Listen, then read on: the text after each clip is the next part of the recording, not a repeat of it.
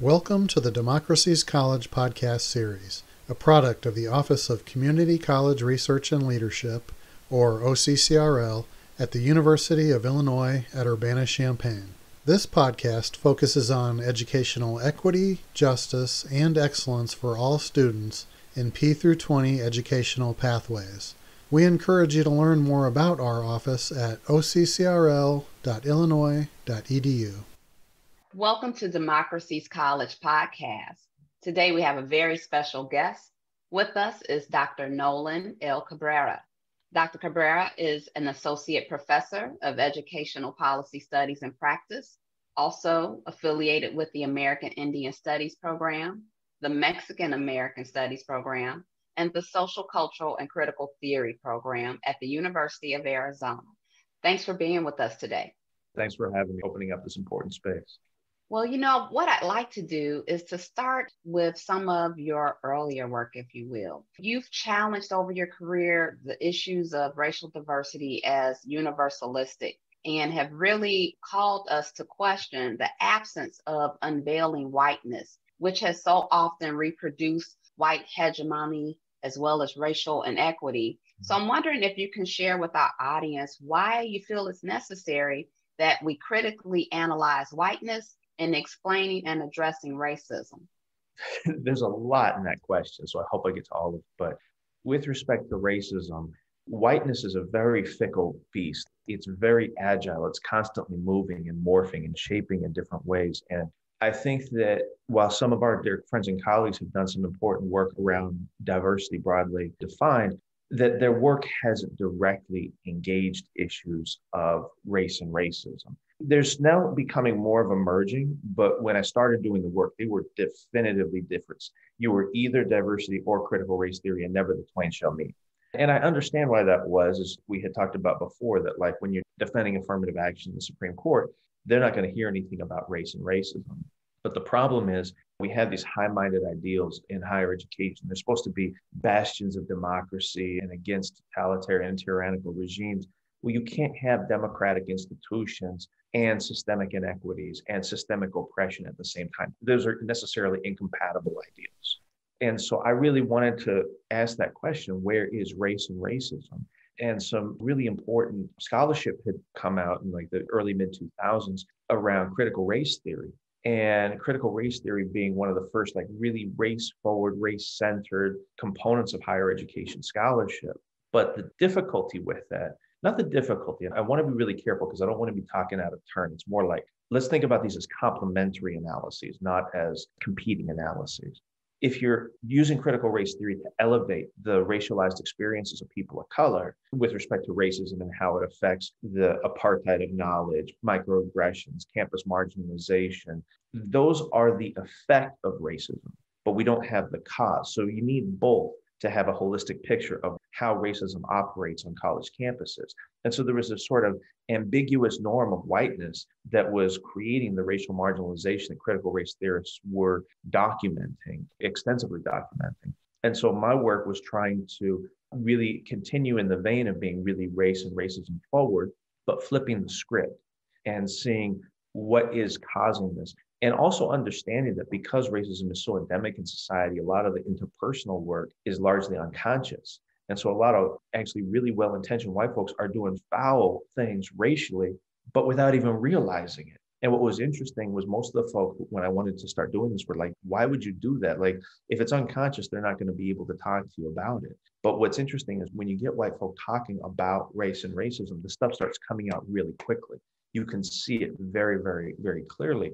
They don't realize that it's racist. Otherwise, they probably wouldn't be so forthcoming with it. But it's right there, just bubbling right beneath the surface.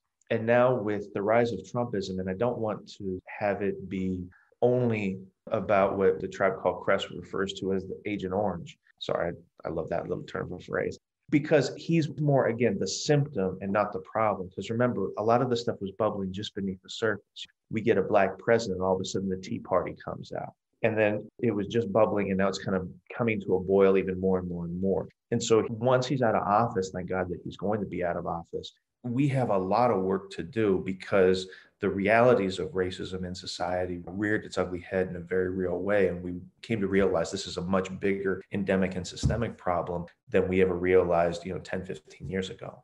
Or let me put it this way, that white folks realized. Folks of color realized it a long time ago.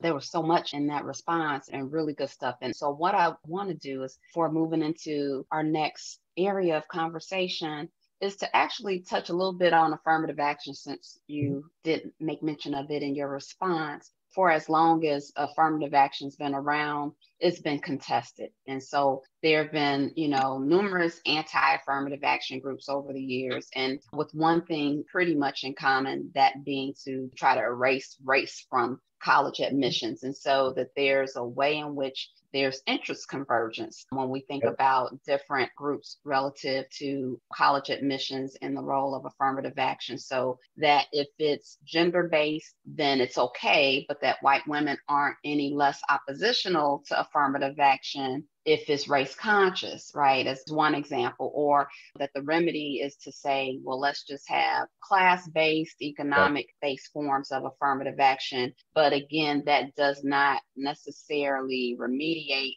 and mitigate the effects of racism and or sexism by just doing a class kind of race and gender blind version. But that said, we've again seen this uptick in interest. It kind of ebbs and flows. It's ever constant.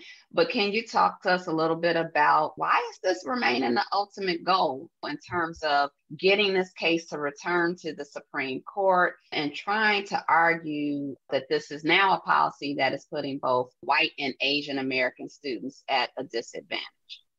So you're saying, why do people like Ed Bloom keep pushing this forward? Yes. Because they're racist. Not to be too base and coarse. Well, they're also rich and bored.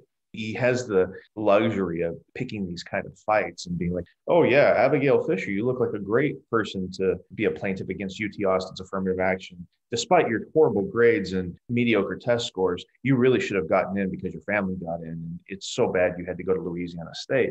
I mean, the white entitlement around that is obnoxious because it's not just about that. And I use white entitlement intentionally because at every admission cycle, you end up, Good Morning America has on some white kid who got rejected from Penn or Harvard or Berkeley or Dartmouth or whatever it is. Actually, Berkeley's a bad example because they don't have affirmative action, but, highly competitive institutions. And they're like, well, look at my scores and I had perfect grades. But if I had just been a Black lesbian, I totally would have gotten in. And they always pen some pithy response, pithy op-ed in their local paper. And it's just beyond obnoxious. But again, it's that entitlement to space. It's what whiteness scholars refer to as ontological expansiveness. That is, that white folk tend to operate as if all space should be and would be open to them. Let's flip that on its head really quickly. Where is the narrative of the kid from the south side of Tucson, a barrio community, Title I schools, who busted their butts, took advantage of every single opportunity that they possibly could, despite more limited opportunities than you would see even on the other side of town, on the north side, the white side of town? Where is Good Morning America going to that kid who applied to Stanford and got rejected? What, their dreams don't count, their dreams don't matter? But that's, again, that white entitlement. Let's set the record straight about this, because affirmative action has been painted as kind of this like radical socialist redistributive program. In the 60s, remember, that was a moderate compromise between left and right. The right keeps pushing so far that it seems like this radical thing, and it's not. And the other problem is that we think about it as a panacea for all racial issues. That like if we just have affirmative action in place, everything will be hunky-dory. And no, it's but it's a small component of the larger sphere. That's the bigger issue, is that all of a sudden affirmative action becomes like, oh, if we just have this in place, or if we take this away, everything will be amazing. And that's both naive and not true. And then the last part about class-based affirmative action, I think you were really astute to reframe the issue, because in terms of numerical representation, the number one beneficiaries of affirmative action are white women. I mean, that's just empirical fact. And yet their relationship to affirmative action is really, really complicated, because if they see themselves as beneficiaries of it or potential beneficiaries of it, then they actually support the program. But if it's only a race-based thing, then they're like, oh, no, we can't do that. Because politically, class-based is seen as, we should have class-based affirmative action instead of race-based affirmative action. I take a different approach to it because I think that actually we should have gender, race, and class-based affirmative action.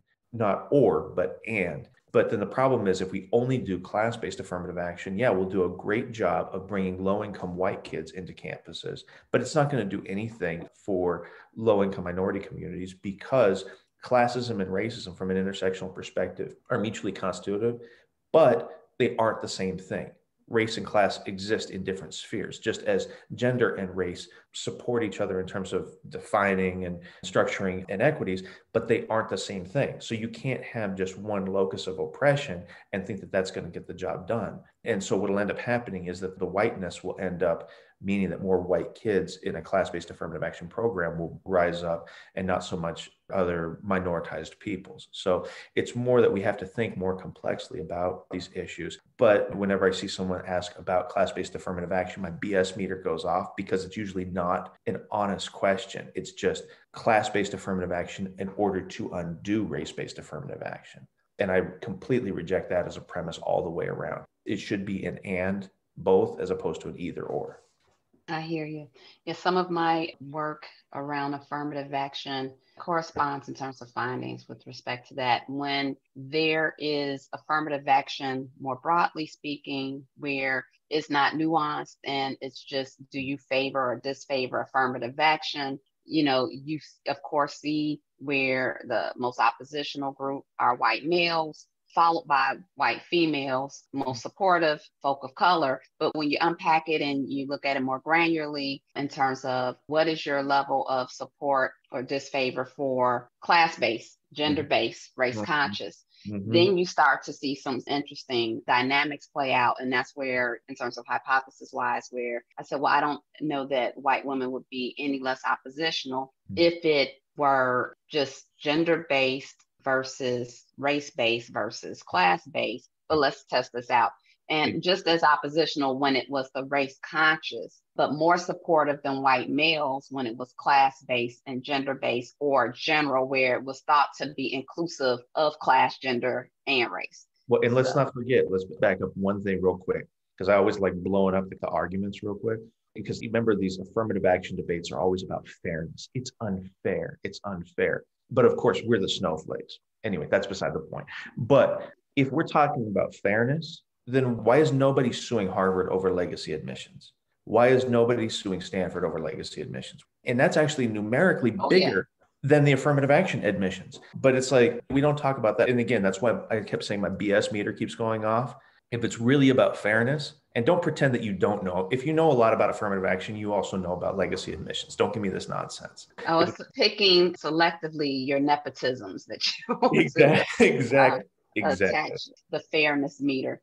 Well, this conversation obviously is showing a clear racial politics at play. And one of the things I've always appreciated about your work is this constructive criticism of that. And so there was work that you did some years ago, an article with colleagues that was in the Urban Review that I always appreciated. The title of it was, "If There Is No Struggle, There Is No Progress, Transformative Youth Activism and the School of Ethnic Studies." And within this, I'm wondering if you would take a little bit of time to talk to our audience about, again, we've just had a conversation about the attempts to dismantle race-conscious forms of affirmative action, but that there's also been attempts to dismantle relative to any kind of curriculum that challenges the traditional white canon in terms of ethnic studies programs and the like, that there's demonstrations or opposition. And I want you to talk to us about, again, kind of the politics of identity and pedagogy within some of what is contested, and then the response, particularly of youth of color, collegians of color, around coalescing, galvanizing, and becoming student activists in response to these challenges. Yeah, really what's happening right now is we're living out a sort of a renaissance of the ethnic studies that was demanded by activists in the 1960s. And I got a first-person view of the racial politics around that because, and this is more of a K-12 issue, but it's percolated all the way throughout K-12, higher ed, all this stuff. The Tucson Unified School District in the mid-2000s had the largest and most comprehensive K-12 ethnic studies program in the country. It was very race forward. They were unabashed about it. You had students reading the classic Delgado and Stefanisic Critical Race Theory and Introduction. They wanted to racismize the community and create what they called barrio scholars, students who were from the community, but theorizing about their community, the lived conditions. One of the things that just blows people away, and if I'm talking to an education audience, it makes sense. When I'm talking to a general audience, no one gets it. But you had teenagers reading Paulo Freire's Pedagogy of the Oppressed, which most of my grad students don't want to do. But you had 16, 17, 18-year-olds. And what was beautiful about it was that they could, even though it's highly abstract, they could make sense out of their lived conditions. Yeah, he was talking about Brazil, but it applied to their backyard. And so it was just an incredible, beautiful program that they had created. And the state superintendent of public instruction, Tom Horn, did not appreciate that you had these unabashed, unafraid, self-determined kids who were just, we're going to do this. We are going to fight for our studies. We don't appreciate the racism of the state. And he came out, he started framing it, publicly framing it, saying that this is anti-American, it's anti-Western. There was always a subtext. Very rarely would he explicitly say it's anti-white, but he would frame it in this way. And this one just pissed me off to no end, because in every single one of his public statements, he would say, when I was at the March on Washington with Dr. King, and I'm like, you were an 18-year-old Canadian immigrant who just got accepted to Harvard. You have no record of civil rights. You were not at the march. Like, don't give me this nonsense. Like, if we go back and we ask people of that generation who was at the march, like, people have done studies of this. It's like 10 million people would have been at the march. And it's like, we know that's not true. And we know some kid from suburban Oregon is not going to be out there. That's just not happening. But again, he's like, and I believe that in his philosophy on being judged by the content of our character, not the color of our skin, is my guiding philosophy. And therefore, and it became this decades-long protracted struggle to eliminate, at the time, the most successful ethnic studies program in the country. What happened, though, was that we had to have sort of a reckoning in K-12 and higher education about what constitutes ethnic studies as a result of all the controversy that was going on in Tucson, because there would be these demands for ethnic studies. And remember that a core component of that was not just to have a diversified curriculum and to have, more brown and black and indigenous people in the curriculum, but also to have connections to the community, to break down that binary between the ivory tower and the grassroots, to acknowledge the knowledge that was created outside of the ivory tower and then bring it in, saying that, our communities have been creators of really rigorous knowledge bases for millennia. And because a lot of that had devolved, especially in the 80s and 90s, that if you just studied the voting patterns of Hispanic people, okay, we'll put you in ethnic studies. But there wasn't like the critical edge to it. There wasn't like, where are your analyses of racial inequities, et cetera, et cetera. And so we've had to reconcile with that. But at the core of it, it comes back down to what Ronald Takaki talked about in A Different Mirror, where at its base, and this is the preface of the book, he said, what happens when someone with the authority of a teacher paints a picture of our history and you're not in it? It can create, to borrow from Adrian Rich, a moment of psychic disequilibrium, as if you looked into a mirror and saw nothing. And so the first part is providing those different mirrors for our students of color so they can actually see themselves, see their communities, see their knowledge products of people like them as knowledge-based, basically things that white kids take for granted. And then taking it one step further, asking what are the causes and consequences of systemic inequities and what are the potential solutions to that? But that's scary, because if we start dismantling white supremacy through the educational system, that also means eliminating white advantage. And white folks are scared about that. What does that mean in terms of restructuring society? It's that same question that always happens when folks say, what if we become second in terms of economic dominance? It's like, well, and it's not like we go from, first all the way down to 32nd or something like that. And I've never been able to find proper attribution for this, but it's that adage that you see on the internet constantly, that when you're accustomed to privilege, social equity feels like oppression. It's not in reality, but it messes you up like that. It messes with what W.B. Du Bois referred to as the public and psychological wages of whiteness. Your wages of whiteness are necessarily going down. But as James Baldwin continually reminded us, as you let go of what he referred to as the big lie, it gives you the opportunity to pursue higher privileges and more robust manifestations of our collective humanity. But you have to take that step and realize that white supremacy is antithetical to our humanity, that it creates inhumanity. And we've been dealing with that for years. But it's scary because you don't really know what's next. There's that old adage in Spanish, lo malo conocido es mejor que lo malo conocido, which is the bad you know is better than the bad that you don't know, and folks will cling to that. White folks will cling to that because it's known, it's safe, but we have to reckon with it that it wasn't that good to start off with. We have to buttress up against the American ethos that, everything is the best in this country. And talking to some of my friends outside of this country, they tend to agree that the number one thing that Americans are the best at is saying we're number one. And that's basically it. Education, not so much. Racial equity, not so much. Dealing with systemic socioeconomic inequities, not so much. But saying we're number one, we are absolutely the number one best at that in the whole world. Thank you so much for your response, because again, this is, as you mentioned, not just an issue that's K-12 or higher ed, but it's a P20 issue as we think about the politics of pedagogy and curriculum, who decides what is taught, what materials are used, and the extent to which there is cultural erasure and or lack of culturally relevant materials. And we've seen this play out time and time again, and most recently with the current president, President Trump, calling the 1619 Project by the New York Times as something that is un-American and unpatriotic, and wanting to create a new, what he wants to call the 1776 Commission to reinstate patriotism in schools, because there's been a call to actually establish and promote some truth-telling in America's history,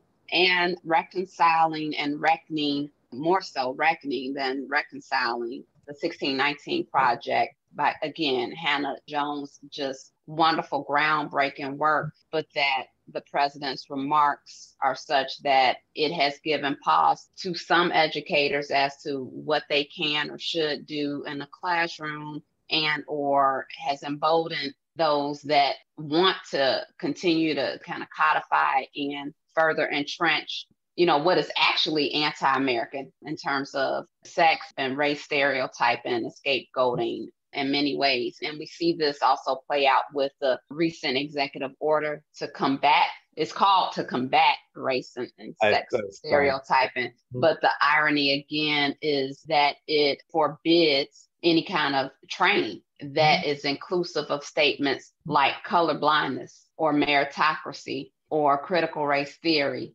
or challenges to whiteness. There cannot be any mention of Black Lives Matter. If a contractor is providing professional development or trainings, then you're out of compliance with this new executive order. But given that we are in a transition period, we'll see what happens between this and the next administration. I don't expect that this order as intended will flourish as the Biden-Harris administration transitions in. But having said a little bit of that, one of the things that is also kind of a manifestation of these efforts, and that we see across various aspects of social life, and not just even within the Western Hemisphere in terms of the US or what have you, but that there's anti-Blackness. And so you've done work again around unveiling whiteness, and also the global manifestations of anti-Blackness, and how this is transnational, is transdisciplinary in terms of what we need and in terms of interventions, and that is highly contextualized. So can you speak to us a little bit about what you see playing out and how our campuses are microcosms of what has been occurring as we've had a cluster of crises, a global health crisis, racial reckoning, economic downturn and decline, leadership crisis, climate crises, all of these things concurrent, but also what is exacerbating each and every one of them is race, and in particular, anti-Blackness. So can you share your thoughts on that? Absolutely. So, whiteness is a relative concept. That is, it doesn't exist unless there is an oppositional force. And a core, I'm going to parse some words out here, but a core, not the core. And I know I'm going to maybe step on some critical race theory toes with that distinction, is that it is anti-Blackness. That is, that if we look historically, that a core component of whiteness formation was buying into an ideology that people of color generally, and Black people in particular, are less than human beings, that they are not fully formed, that they are, a more primitive, more juvenile, more infantile of a species, which then became an ideological justification for any atrocity that happened to them. Because if you're not dealing with a human, you can treat them like cattle, which is what happened in chattel slavery. Or if you don't see folks as human, you can just attempt a genocide against them and steal all their land, which is what happened with the Native American peoples. But you're right that anti-Blackness is a core component because it's huge in terms of colonization. You go back to Joseph Conrad's Hearts of Darkness, so, in the metaphor of, oh, deep, darkest Africa, where I can then look at the deepest, darkest areas of my heart. It's like, no, man, like that's ridiculous. I loved when Trevor Noah was early on as more of a correspondent in The Daily Show when Jon Stewart was still on there. And he would play a game of, is this South Africa or Detroit? He would have two pictures. Because again, it's easy to have those images of, oh, look at how backwards things are in Black countries. And we don't have to dig too deeply to see it manifest. When President Trump referred to countries as whole countries, and then you look at the list of the countries that he was referring to, they tended to have, at the very least, Black populations and also majority minority populations. And that's not coincidental, because it's easy to have, again, these views of they're backwards. You saw the same thing play out when he was talking about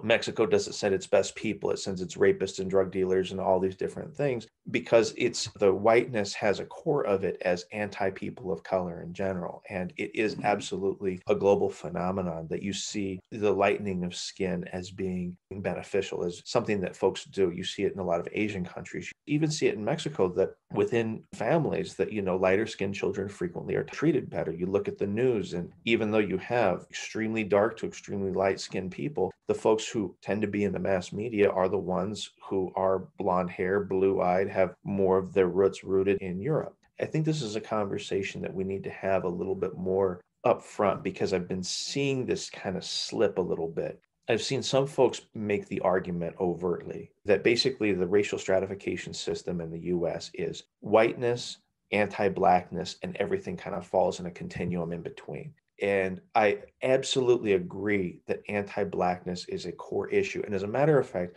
we need to look at anti-Blackness even within communities of color. That is that, oh my God, there's so many examples of, in Latinx communities with telling the daughter, don't bring a Black guy home. It's like, I would expect that back in home in McMinnville, but not in these other areas.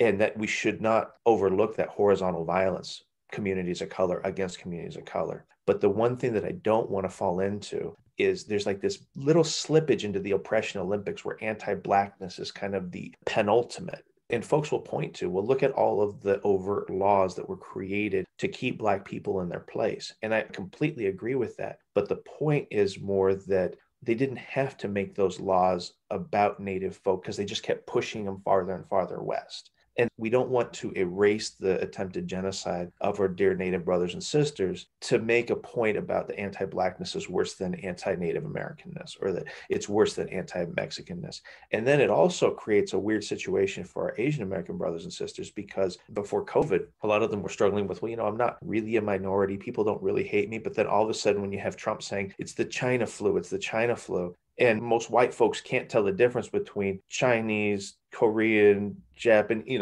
and so it's sort of like how the Muslim community, Sikh community, all this post 9/11 all kind of became these targets when people were targeting radical Islamic terrorism. Same thing's happening now. And we forget that I'm sitting here in Arizona. There was an internment camp for Japanese people not that far from where I'm living right now.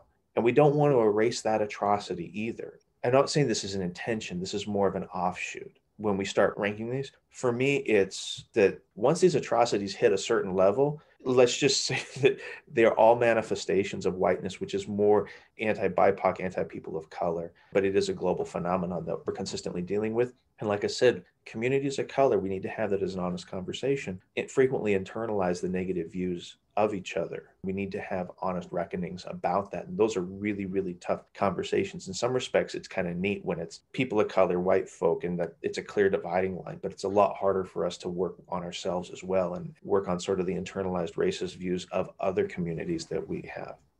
Yeah, as you say that too, it was reported, I think back in the summer, where Jeff Bezos, CEO of Amazon, had to literally break down to a customer, Amazon customer email to say, hey, all lives matter. Like, why is Amazon having a banner saying Black Lives Matter and doing all of this stuff? All lives matter. And Bezos is going, yeah, that would be redundant because BLM is not about other lives not mattering. It's really about racism, and yeah, it is. Amazon as a company having little tolerance for that. And so again, you're right. There's a way in which it becomes comparative suffering in some regards, because I remember sharing again that there are nuances and it's not about a pecking order per se. But one thing that isn't necessarily disagreeable is that apparently anti-Blackness is not just a U.S. phenomenon, it's global. And that is not something that just happens within white communities, but also within communities of color,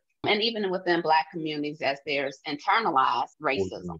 Oh, absolutely. But in that, oh my God, talk about a prophetic text. That goes all the way back to Fanon's analysis of black skin, white masks, the wretched of the earth, and the way that the colonized will internalize and start believing the views of the colonizer about themselves and their communities. And that's a natural psychological phenomenon that stems from a very unnatural system of colonization. You see that all the time. And it's not just specific to Black communities. It can happen to any systemically marginalized community.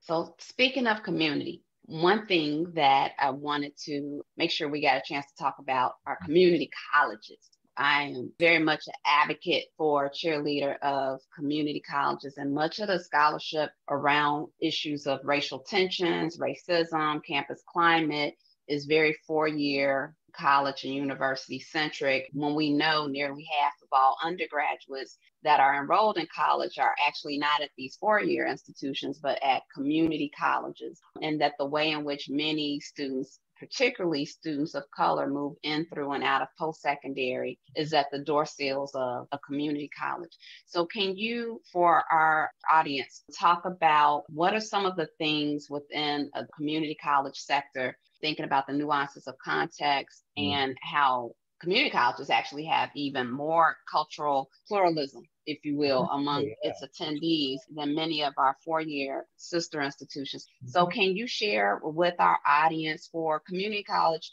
faculty, staff, leaders that are concerned about improving campus climate, what are some things that they can do to stand in solidarity with communities of color and to provide inclusive environments for diverse learners? That's a whole semester-long seminar you're asking me to do in 10 minutes. I think one of the biggest issues is, yes, community colleges are incredible bastions of cultural pluralism and multiculturalism, but oftentimes people misinterpret that to mean that because you have this cosmopolitan cohort, that race isn't that as big of an issue. Race is really an issue where you have segregated areas. We don't really have racial problems here, but it's more philosophically that we have to understand that no, race and racism and systemic racism impacts all of us at every level. And so a few simple examples that pop into my head. Number one, community colleges have so many multiple roles. So you have, I'm trying to get my general education requirements out of the way so I can transfer them to a four-year institution. And there's a whole vocational track as well. And so a core question, not a critique, but something you really, really need to ask yourself deeply is, are students of color being disproportionately tracked into the vocational track? I want to be really careful about this because there is nothing wrong with people trying to improve themselves going through a vocation. But the problem is that we haven't learned the lessons from the 1960s when we say that because we have racist views of the intellectual capabilities of communities of color, then it becomes an easy way to just push students who have incredible talents, incredible intellectual talents, who could be in a four-year institution towards the vocational track. And also seeing if we do view the vocational track as intellectually less than. And so there's a lot of self-reflection that needs to go on. And there needs to be a lot of training around that with recruiters, advisors, all the different people who are associated with that. Because in K-12 education, we see the exact same thing happening, that, the AP classes are for the smart kids, and then auto body shop is for the kids who are going to work as mechanics. And again, I don't want to demean that, because in South Tucson, you see some actually incredible work that's being done around vocational ed, and students really gravitate towards it. But we can't have it be seen as less than or intellectually inferior, because all we're going to do is recreate race in the process. If we start from the presumption that everybody has internalized racial biases, then we can start working in the other direction. Then we can start saying, okay, this is how we can do it. Because there's some folks who will say, oh, no, I don't have any problem with Black people. I don't have any problem with Mexican people. I'm just doing what's best for them. And already there's a patronizing view towards communities of color. I know what's best for you. This is really where your talents align best. There's huge, huge issues. And this is a really, really, really tricky one. And I really hope that some of the pressure gets let off with the new administration. But with undocumented students, that's a huge, huge issue, because they have so little access to resources, and they have to keep almost this kind of closeted view of themselves. If you disclose your undocumented status, it can really harm you in the process. And so what kind of messaging comes out from the central administration to everybody throughout the campus? Because if you're cowering down to the federal government, which a lot of institutional leaders have done, basically what you're saying is stay in the shadows, don't say anything, don't rock the boat. But then the problem is, how in the world are these students going to get connected to resources? Because there's committed people on the ground level who want to do that.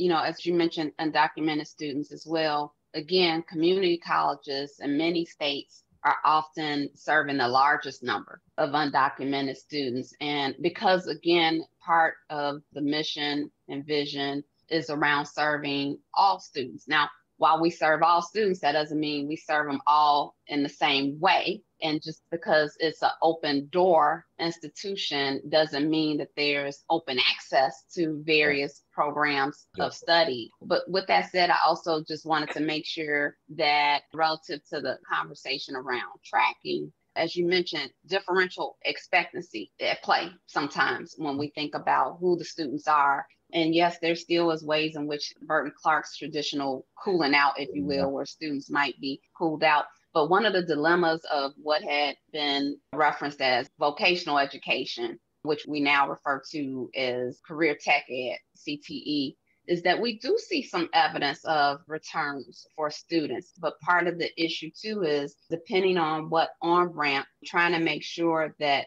as you mentioned, there isn't a way in which, unwittingly or not, that students, and particularly racially minoritized students, are not put on programs of study and so-called pathways that don't have the same type of mobility. So what we do see is in CTE, more often, you can have high skill, high demand, high wage occupational areas to go into. But if you are seeing that students are segmented within these opportunities of CTE, a prime example is seeing lots of brown and Black women in CNA programs, but not RN programs.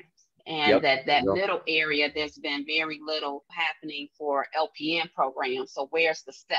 How do you have the articulation of moving them to a higher credential with more mobility socially, economically, education? But we do have evidence that shows that, again, like you said, we got to be careful about it, that there's a lot of good on-ramps, multiple on-ramps. But if we aren't attentive to disentangling the tracks and really interrogating and disaggregating where the opportunity gaps are, that we will still have the effects of inequitable programs of study and pathways that, again, are impacted and is not remediated by race, but exacerbated by socioeconomic status and race and gender. Absolutely, absolutely.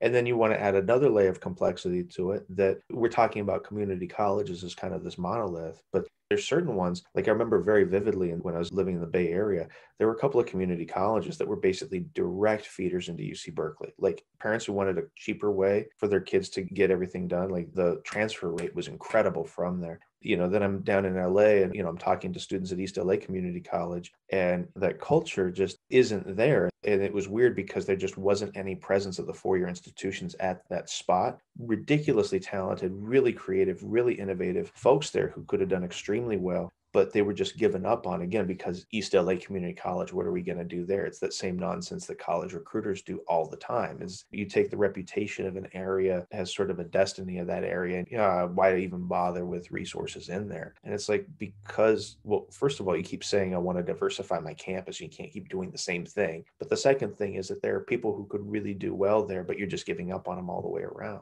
That was my call to the 4 years, not the 2 years. Okay. Your call to the 4-year, not the 2-year, but hey, let's roll with that as we wrap up talking about calls.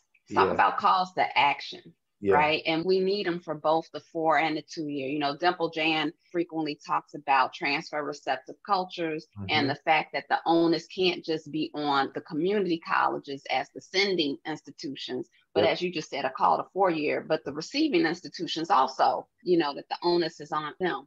So what would be your call to action for educators, P through 20, as we think about many of these issues we've talked about aren't siloed within a particular educational sector, but are presented as grand challenges as a student matriculates throughout their educational careers? Can you just leave us with a few pearls of wisdom or call to action for how we can work to advance more inclusive, just, equitable educational spaces for diverse youth and adults?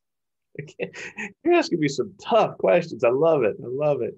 So I think one of the biggest things is that institutional leaders, I'm going to start from probably the ones that are the most overly resourced and probably have the greatest quote unquote reputations. So if we start from the 4 years, normally what happens in higher education debates is we say, well, unless K-12 does its job, we really can't do our job.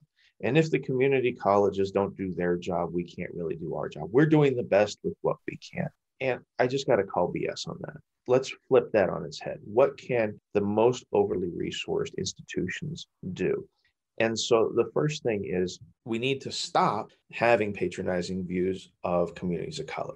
And I know that sounds really basic, but there is this general attitude where it's almost like they're doing a favor to transfer students. Like, oh yeah, we're giving you another opportunity to come over here to our institution. You're going to do great here, blah, blah, blah, blah, blah. And I'm like, no. You're constantly seeking out talent. You wouldn't sit there if you were the coach of the football team and be like, oh, look, there's, of course, these kids are going to come into our program. You go out there and you actively recruit. You have folks on the ground out there beating the bushes saying you should come to our institution. Where I'm at, it's the U of A needs to be out more and have a stronger presence at the community college saying, hey, you can come here, you can do this, as opposed to just saying, well, if you transfer in, et cetera. And like we said, you then need to make sure that you have an infrastructure in place to support that transfer. Because look, you have an infrastructure in place for the transition of first-year students when they come in as freshmen, as 18-year-old freshmen. You have all your orientations, all the structure in place there. And people do that for transfer students, but it's not nearly to the same degree. And again, already you're saying with your institutional resources that you value these students less than the students who came in when they were 18, 19 years old. And then you have all these different academic mentors and coaches and all these different things, but you won't make the same kind of investment for students who are transfers. There's just kind of this view that the students are going to do it on their own. And I guess the biggest thing that I keep saying is because I hear institutional leaders, in particular presidents and chancellors, say this all the time, because there's always like, wherever an institution is in an urban center, there's always a marginalized, underserved community like right in its back door. So when I was at Stanford, it was East Palo Alto. When I was at UCLA, it was South LA. Now that I'm in U of A, it's South Tucson. There's always like a South or an East associated with it. And the question was always, why are there not more students from East Palo Alto, South LA, South Tucson at our institution? And I reject that as a premise. I say, why is Stanford not more in East Palo Alto? Why is UCLA not more in South LA? Why is U of A not more in South Tucson? Like, why is that? Because especially at the U of A, like we've done some in-depth analyses of students on native reservations in the south side of town, all these different things. It doesn't take much. It doesn't take much to go out there and get them engaged, because these are areas that people have basically given up on. They're not competing for these students. And so I'm saying that if you're really, really, really committed to the broad goal of diversity, but racial equity in particular, if that's a really core commitment, if that's your institutional value, you need to compete for these students in the same way that your football coach is competing for players on the team. You need to compete in the same way that the basketball coach is competing for players on that team, because that's what you're doing. And if you're just like, these students are going to come already, you know what? DeVry is going to pop right in there and take them and snatch them right out from under you. ITT Tech's going to do it. The military is going to do it, because you know what? Those folks are freaking competing for our students of color. They are down there. You go down to Sunnyside on the south side of town, those recruiters are there. They're in the ears of those students. They're giving them swag. They're having little competitions. They are competing for those students. And you're just like, well, we're the University of Arizona. We're so great. Everybody knows us. No, they don't. These folks are competing for them. You want to diversify, you've got to compete on that level. You got to invert your institutional ethos and do it in an opposite direction. I love that. Invert your institutional ethos. Yes, yes, real talk. Well, again, I want to just publicly acknowledge what wonderful work you have been doing. It's been a joy to watch your career. And again, the 2019 Book of the Year Award from ASH.